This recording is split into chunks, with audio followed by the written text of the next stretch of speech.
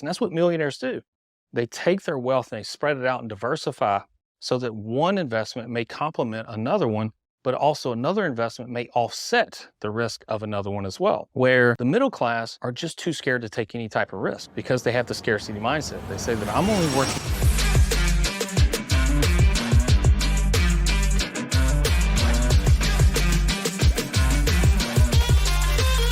Millionaires take calculated risk.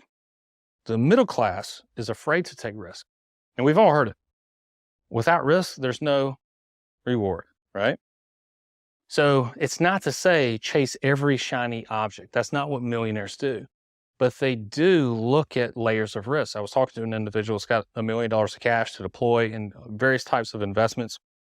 And he made a comment to me. He's like, I'm in this, he's in digital real estate, and he's in this other fund that's producing 46%. And he's like, I've got an extra $500,000. I need to throw at something else. And really, I'm after the highest rate of return.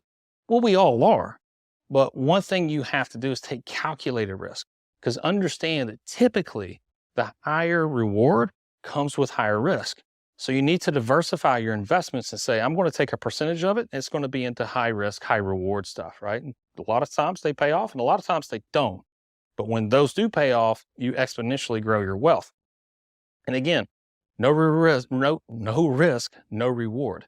But then we want to take a percentage of it and put it into maybe some middle growth stuff that's not as risky, that is a little bit more, I wouldn't say guaranteed, but more of a fixed return. And then we're going to get into stuff that may be traditional, where it's like, the last 50 years, this has always produced 8 to 10% returns. Not sexy, but you're also not going to lose your pants if something bad were to happen. So we need to diversify this. So that's what I mean by calculated risk. And that's what millionaires do. They take their wealth and they spread it out and diversify so that one investment may complement another one, but also another investment may offset the risk of another one as well.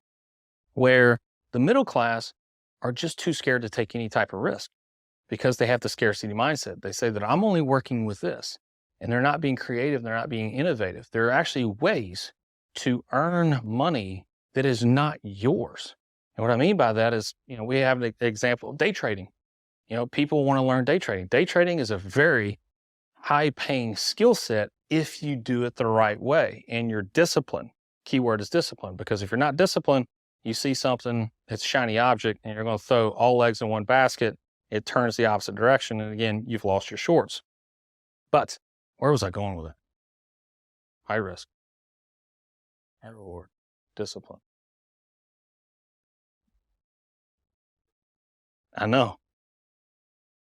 Day trade. Oh, money. So anyways, you can actually make money using capital that's not yours. So with the day trading platform, you can actually earn your way. I have a brother-in-law that's passing a test, and once he passes a test, he can actually earn a $300,000 capitalized account. It's called a prop account. So it's $300,000 that he trades with, and he can actually earn anywhere from 75 to 90% of the returns from $300,000, and the owner of the account gets the rest. Why is that a win-win? The owner doesn't have to do anything, just put up the capital. But he's doing all the work, he has the skill set, and he gets 75 to 90% of the returns. And he did it without utilizing any of his own money. In real estate, they call it wholesaling. You can actually earn money in real estate without actually using any of your own capital. Wholesaling is getting a property under contract at a good price and then finding another team of investors to flip that contract to. My buddy and business partner, Edmund, that was his first real estate deal. He made over $20,000 inside of 1 month by getting a property under contract, then finding out he really didn't want to work on it. Found another team that would, and they bought it for $20,000 more than what he had under contract for. So he was just the middleman, and he put no money into it and earned $20,000 in less than a month. So you just got to be creative if you are the middle class of how to go about acquiring these assets. So again, millionaires take calculated risk, where the middle class is afraid to take risk. Distinction number 6. Millionaires continually learn and grow. The middle class thinks learning ended with school.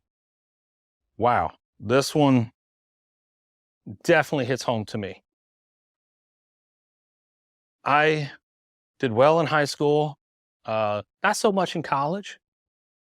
Actually, I was a very poor student in college, but I did go to college for 5 years because that's how long it took.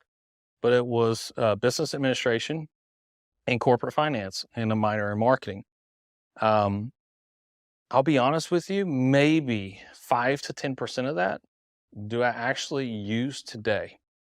And that's why I'm not a huge advocate for college. We are preparing for college for our 5 boys, but we are not pushing college on our kids.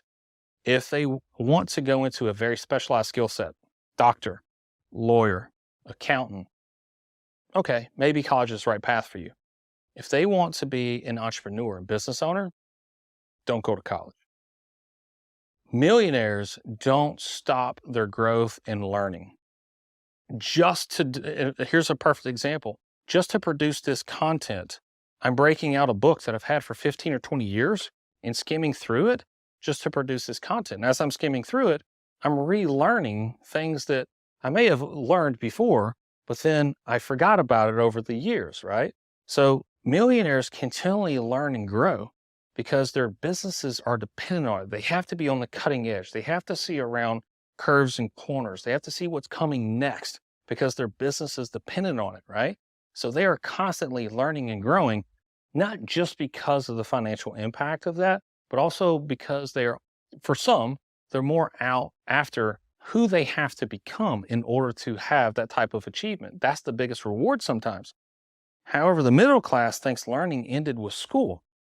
So how many of us went to school, got your degree? In fact, I just recently read a stat that Harvard graduates, when you guess how much a Harvard graduate, when they graduate, what their starting salary is in the industry, 60 grand, $60,000. There's probably $300,000 worth of student loans to now go get a job that pays you $60,000. There's other people too that feel like, okay, went to high school, got my diploma, maybe you got community college.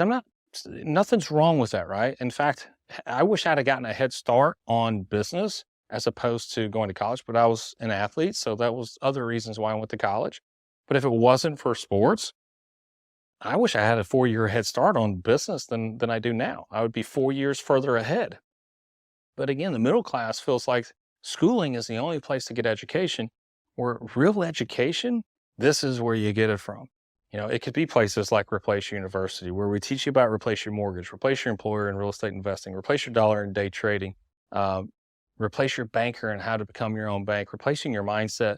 Shameless plug for Replace University, but there's a plethora of other places out there where you can get information like that that could expand not only if you were to create a business or a side hustle, but it could also expand where you're currently at too. I remember being director of operations for a mortgage division and really pouring into myself during a season where I read probably a book every other week. And during that period is when I had the most growth professionally, and that was in my W-2 career, let alone what it catapulted me into by creating my own business.